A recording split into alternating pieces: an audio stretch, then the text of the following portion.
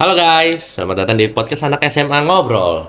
Hari ini kita bakal ngebahas tentang APBN, ekspor impor, dan minyak sawit. Panjang bener ya, tapi santai aja gak sih?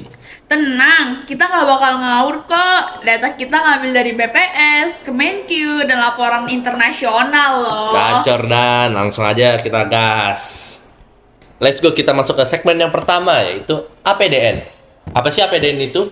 Jadi, APDN itu adalah anggaran pendapatan dalam negeri. Semua pemasukan negara berasal dari mana sih, Nuk? Nah, jadi semua pemasukan negara itu berasal dari yang pertama ada dari pajak, bea cukai, dan penerimaan negara bukan pajak. Nah, menurut data Kemenq APBN 2024, penerimaan dalam negeri itu mencapai 2.307,1 triliun. Sumpah sampai triliunan lo. Kayak kalau misalkan aku punya uang 100.000, itu kayaknya seneng banget.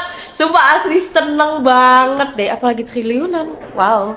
Tapi itu nggak cuma buat satu hal aja. Itu dipakai buat pendidikan, kesehatan, bantuan sosial, dan juga infrastruktur. Termasuk dana bos yang sekolah kita pakai. Asalnya tuh dari APBN tau.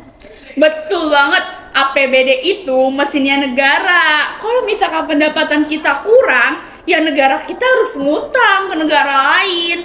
Tapi kalau pendapatan kitanya lebih banyak, ruang fiskalnya lebih longgar.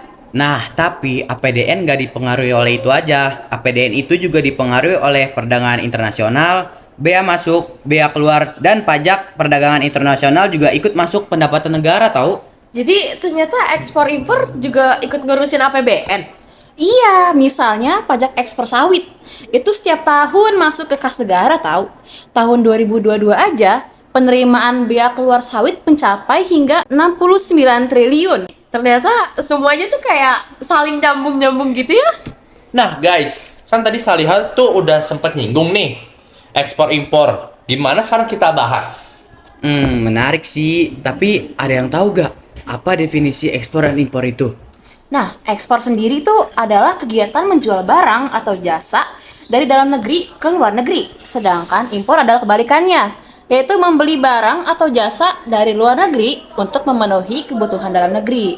Nah, pada data BPS, ekspor itu memiliki kenaikan 7,72%, yaitu sebanyak 184,13 miliar, dan impor naik sebesar 6,68%, yaitu 23,89 miliar.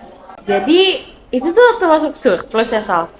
Iya, Jadi kalau misalkan kayak gitu berarti surplus tuh bagus ya? Biasanya sih iya, karena surplus itu suatu negara akan menerima devisa yang masuknya itu lebih banyak. Nah, Indonesia juga sudah surplus perdagangan selama 43 bulan berturut-turut loh, sejak 2020 menurut data BPS. Berarti pajak perdagangan internasional ikut masuk APDN dong? Nah, maka dari itu ekspor dan impor itu penting banget buat keuangan negara. Kalau misalkan ngomongin ekspor impor kayak gini, aku tuh pernah baca-baca kayak berita ataupun artikel di media sosial gitu. Kalau misalkan ternyata Indonesia di bagian ekspor itu dia fokus utamanya atau sektor utamanya tuh ternyata ada di sektor pertambangan, abis itu industri, sama yang terakhir tuh ada di perkebunan.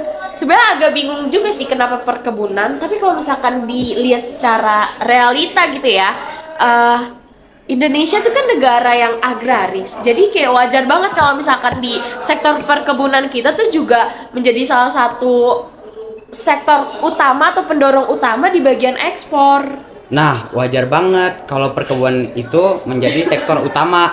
Contohnya dari perkebunan itu ada sawit. Kalian tahu gak sih kalau sawit itu yang paling ikonik di Indonesia tahu? Tapi emang perkebunan sawit itu di mana-mana ya? Iya tahu di mana-mana. Sawit itu kan bahan dasar dari minyak goreng, kosmetik, sabun, dan juga biodiesel. Indonesia sendiri pakai biodiesel sejak tahun 2023 dan meningkatkan permintaan CPO dalam negeri. Tenaga kerja sawit itu besar banget loh. Menurut Gabungan Pengusaha Kelapa Sawit Indonesia tahun 2023, ada sekitar 16-17 juta pekerja yang bergantung pada industri sawit, baik langsung maupun tidak langsung. Tuh kan bener, makanya kita tuh bahas sawit panjang lebar karena pengaruhnya tuh ternyata gede banget buat ekonomi negara kita. Hebat ya. Ih, bener banget. Sawit itu punya pengaruh besar untuk ekonomi Indonesia. Kalian tahu gak sih, kalau Indonesia itu produsen minyak kelapa nomor 1 di dunia. Nah, menurut gabungan pengusaha kelapa sawit Indonesia, produksinya itu bisa mencapai 48 sampai 50 ton per tahun.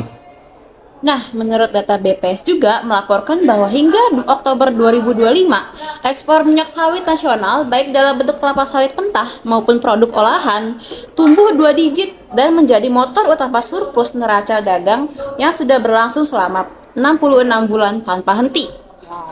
Berdasarkan data BPS juga, nilai ekspor minyak sawit Indonesia tuh dalam periode Januari sampai Oktober 2025 mencapai hingga 20,2 miliar US dollar.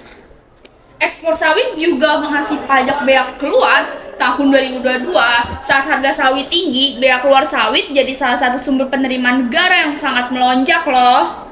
Ternyata kalau kayak gitu berarti sawit tuh juga ngasih devisa. Selain itu, sawit juga sebagai industri yang menopang stabilitas energi lewat program apa tadi? Biodiesel gak sih?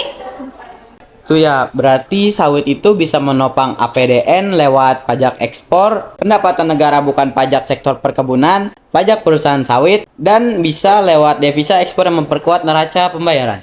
Berarti kalau harga sawit turun, pemasukan negara juga bisa bergoyang dong. Iya, makanya pemerintah bikin badan pengelola dana perkebunan kelapa sawit buat menstabilkan industri sawit, khususnya lewat dana pungutan sawit. Nah guys, sekarang kita akan menyimpulkan podcast yang kita bahas hari ini. Mari kita simpulkan bareng-bareng guys.